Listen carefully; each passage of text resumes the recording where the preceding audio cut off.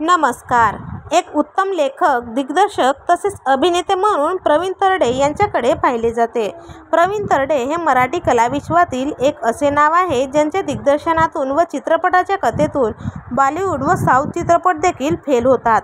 लवकरच प्रवीण तरडे यांचा धर्मवीर 2 हा मराठी चित्रपट प्रेक्षकांच्या भेटीला येत असून या चित्रपटाचे संवाद, दिग्दर्शन, कथा व पटकथा अशी चौफेर भूमिका प्रवीण तरडे यांनीच निभावली आहे. तर आनंद दिघे साहेबांची भूमिका हे अभिनेते प्रसाद ओक यांनी साकारली आहे.